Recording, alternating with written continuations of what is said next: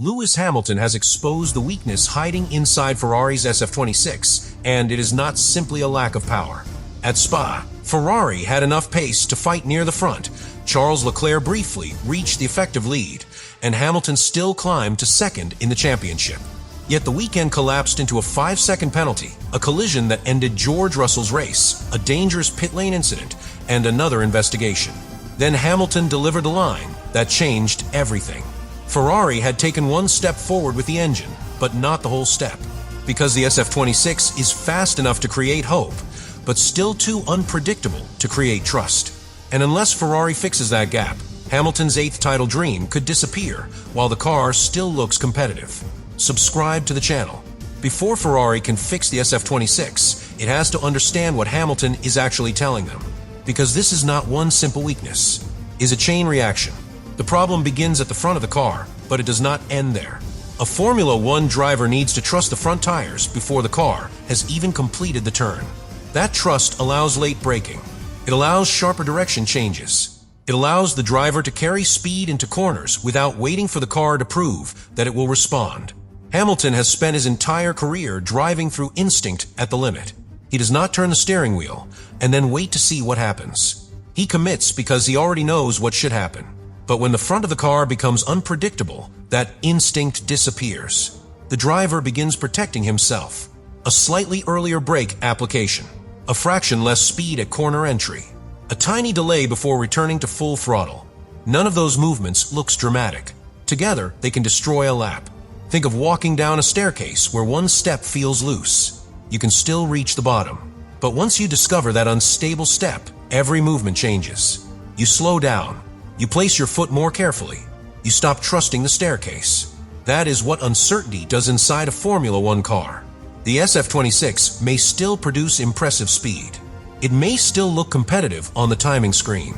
But if Hamilton cannot predict how the front end will respond, the car becomes difficult to attack consistently. And that is where Charles Leclerc becomes part of the problem. Not because Leclerc is causing it, because his performance reveals it. Leclerc has spent years inside Ferrari. He understands the team's technical language. He knows how the car usually reacts when the engineers change the balance. He knows which setup direction gives him confidence. Hamilton is still building that relationship. The two drivers can use the same basic machinery and feel two completely different cars. One may accept a nervous rear end because the front responds sharply. The other may need more stability under braking before committing to the corner. One setup can make Leclerc feel aggressive and precise. The same setup can leave Hamilton searching for control. That does not mean one driver is right and the other is wrong. It means Ferrari has to build a car that can support two different driving needs without sacrificing performance. And that is far harder than simply adding more horsepower. At Silverstone, Hamilton said his magic had disappeared. That phrase was not an excuse. It was a description of what happens when a driver loses the natural connection between thought and movement. The car no longer feels automatic. Every corner becomes a calculation. How much grip is available? Will the nose respond? Will the rear remain stable? Can the brake be released safely? Can the throttle be applied without forcing a correction? Those questions should be answered by instinct. When they remain inside the driver's mind, the lap becomes slower. Spa magnified that weakness. The circuit demands commitment almost everywhere. Long straights create high-speed braking zones. Fast corners punish hesitation. Elevation changes alter the load on the car. And the driver has very little time to rebuild confidence after one uncertain moment. A weak corner does not stay isolated. It affects the straight that follows. The lost speed changes the braking zone. The tire temperature changes. The next corner becomes more difficult. One uncertain front-end response can spread through the entire lap. That is why Hamilton's comment about Ferrari's engine step was so carefully worded. More power helps on the straights. It helps acceleration. It may help Ferrari attack Mercedes, but it cannot solve the feeling at the front axle. In fact, extra power can make the problem more obvious. The car reaches the corner faster. The braking demand becomes greater. The driver needs even more confidence in the initial turn. If that confidence is missing, the added speed becomes another thing to manage. That is the first hidden truth behind the SF-26. Ferrari may have improved the engine before it fully solved the platform around it. And that creates a car capable of producing hope in one sector, then taking that hope away in the next. But the weakness is not limited to aerodynamics. The Belgian Grand Prix exposed a second problem. Ferrari's operational execution was just as unpredictable as the car. Before the race, the team was fined €10,000 because 2 sets of dry weather tires were returned electronically, but not physically delivered to the supplier before the required deadline. That did not improve performance. It did not give Ferrari an unfair advantage, but it revealed a breakdown in process. And championships are often lost through process.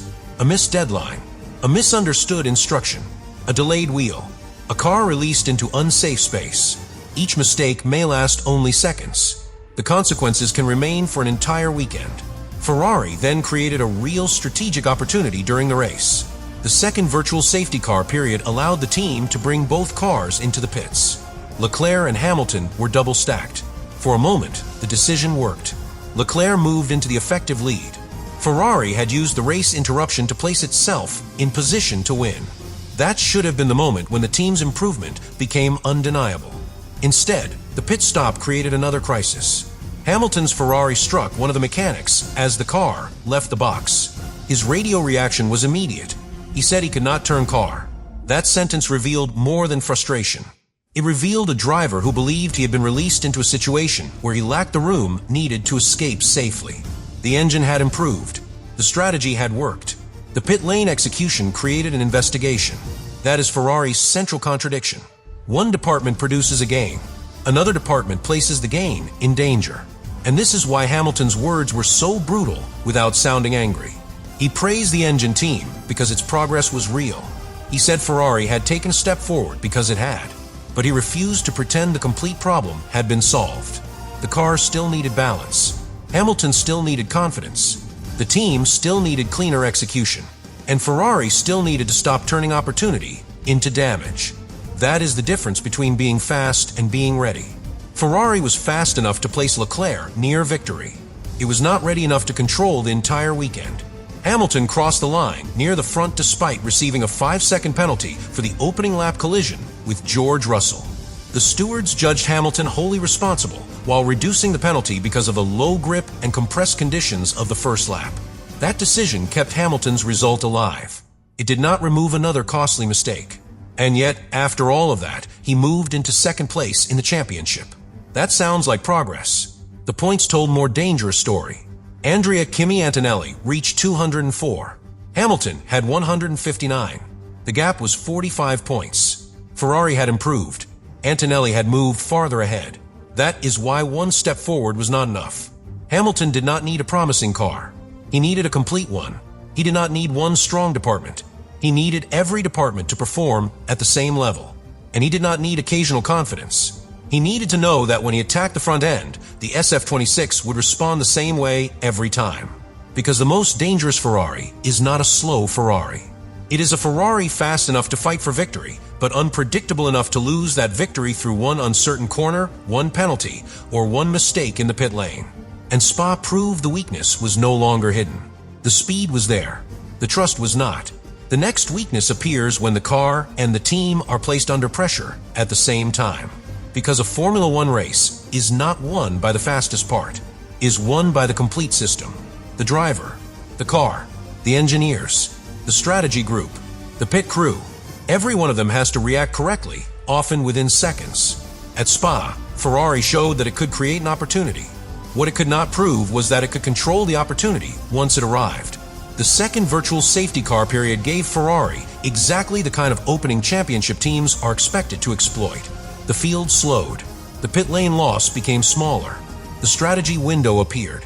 Ferrari reacted by bringing both cars in. That was not a weak decision. It was aggressive. It was ambitious. And for a brief moment it worked. Leclerc moved into the effective lead. Hamilton remained in position to score heavily. Ferrari had taken a chaotic race and turned it toward itself. But this is where the distinction between strategy and execution becomes essential. A strategy can be correct. The operation can still fail. The decision to stop both cars may have been intelligent. The release of Hamilton's car still became dangerous. That means the problem was not necessarily what Ferrari decided. It was how Ferrari completed the decision. And that is far more difficult to fix. A wrong strategy can be reviewed. The team can study the timing. It can compare alternatives. It can change the decision process. But an execution failure may involve communication, positioning, movement, visibility, pressure, and human reaction happening at the same time. One person may believe the path is clear. Another may still be moving. The driver receives the release signal. The car accelerates. Then the mistake becomes visible only when it is already too late. That is why Hamilton's radio message mattered. He said he could not turn the car. That statement does not automatically prove the car had a steering problem. It does not prove one individual was responsible, but it does show that Hamilton felt trapped by the situation created around him. He had been told to leave. A mechanic remained close, and the space available was not enough for the movement he expected to make. That is not simply a lost second. That is a breakdown in trust. A Formula One driver must trust the pit crew completely. He cannot see everything around the car. His seating position is low. The tires block part of his view. The halo limits some sight lines. The pit lane is narrow. The mirrors do not reveal every movement, so the driver relies on the team. When the release light changes, he goes. He assumes the area is safe.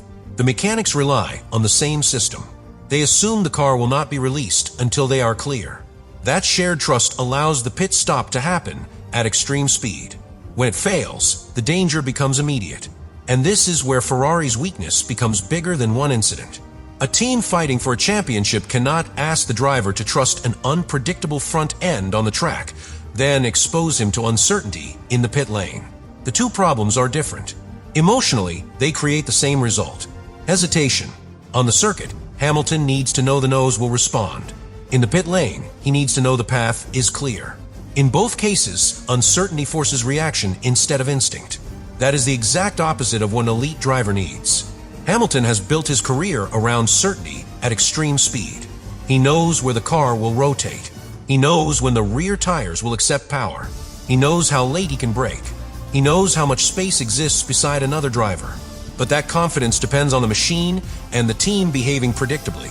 When they do not, even experience cannot remove every risk. That may help explain why Spa became such a revealing weekend. It was not only one bad corner. It was not only one bad release. It was several moments where Hamilton's control depended on something outside his hands. The front wing setup had already raised questions.